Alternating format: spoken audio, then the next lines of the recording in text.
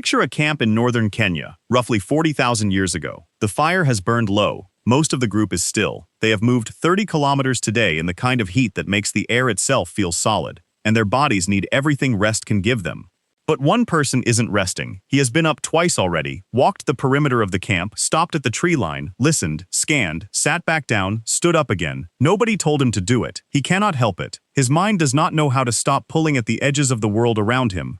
The elders don't discipline him. They don't send him away. They know something the modern world forgot. They need him. The assumption most people carry today is that a mind like this is broken, restless, distracted, impulsive, unable to stay in one place or on one task for longer than a few minutes.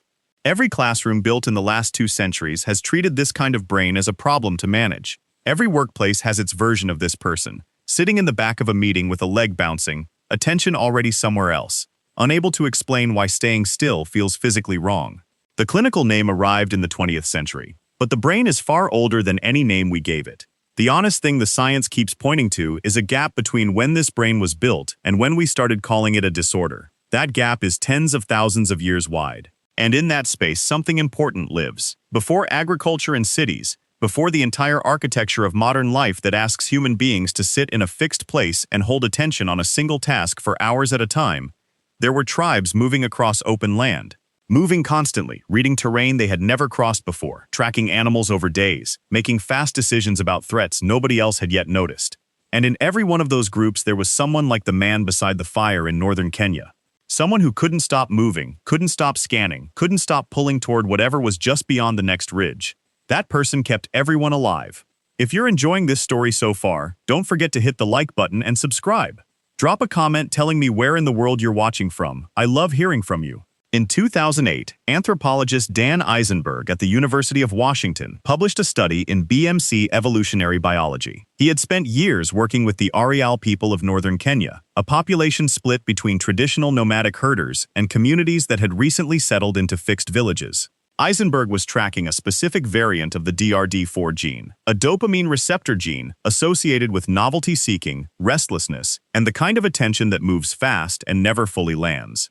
Among settled Ariaal men, carrying this variant was a disadvantage.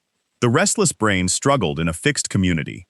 Sustained focus became harder, routine work became harder, staying put in a world built around staying put became harder. But among the nomadic Ariaal, the same men were better nourished than those without the variant, higher body weight, healthier by every measure Eisenberg could track. The same brain, 2 different worlds, 2 completely different outcomes. The variant is called DRD47R. Researchers sometimes call it the wanderer allele.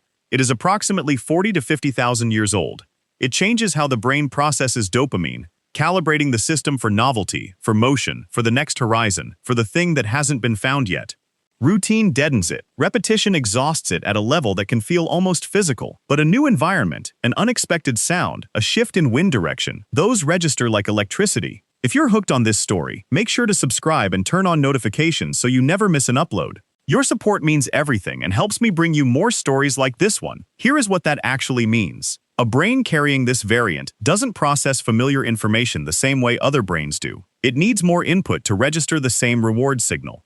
It doesn't receive the same dopamine response from completing routine work that a non-variant brain receives. This isn't laziness and it isn't failure. It is a system calibrated for an environment where routine didn't exist, where every day brought new terrain, new risks, and new decisions that had never come up before. That calibration was survival infrastructure. In a nomadic group moving across unfamiliar ground, a brain tuned for novelty and fast response was the group's earliest warning system. Tom Hartman articulated this in 1993. The restless brain was the scout. It was the one awake before the rest of the camp, scanning the tree line while everyone else slept. The one who noticed the herd had shifted direction 2 days before anyone else would have thought to check. The one who decided to break camp on an instinct nobody could fully articulate, who turned out to be right. Think about what that scout actually did during a migration. While the group moved through unfamiliar territory, he wasn't walking in line. He was ranging ahead, doubling back, checking the ridge to the east, reading the ground for signs nobody had asked him to read. He was the first to spot the water source 3 kilometers off the main path. The first to notice the usual grazing area was empty, meaning something larger had already moved through. In a group where missing those signals could cost every life in the camp, his inability to stay on task was the whole strategy. The traits that make this brain costly in a modern classroom, the inability to sustain attention on one fixed task, the compulsive movement toward whatever is newest, the fast decisions that skip deliberation, are the exact traits that made the ancient nomadic group mobile, responsive, and alive. A tribe without this kind of brain was a tribe that stopped noticing things. And in the migrations that carried early humans out of Africa and into every climate on Earth, the groups that stopped noticing things stopped existing. The wanderer allele is the genetic record of a specific kind of survival, the survival of the ones who couldn't stay still. Research tracking genetic data from 50 human populations, published in the Proceedings of the Royal Society B, found a direct correlation between migration history and the DRD4-7R variant. Populations with the longest histories of movement carried the wanderer allele at the highest rates. Populations that settled early after leaving Africa had it at the lowest. The people who moved the most selected hardest for the brain built for movement, because the further a group traveled, the more they needed the brain that never wanted to stop. The variant didn't persist for 40,000 years by accident. It persisted because the groups carrying it were more likely to survive migrations, more likely to find resources before conditions changed, more likely to abandon a failing route before the whole group paid for it. The restless brain ran best under movement. It made decisions quickly in conditions where deliberation was a luxury no one could afford. And in the migrations that pushed humans into Europe, across Asia, and eventually into the Americas, that speed mattered more than anything. That brain is 40 to 50,000 years old. The desk it now struggles to sit at is maybe 200 years old. Agriculture changed human society over 12,000 years. The Industrial Revolution changed it again in 200. The brain changes on a timeline measured in tens of thousands of years. The wanderer allele is still waiting for the world that built it to come back.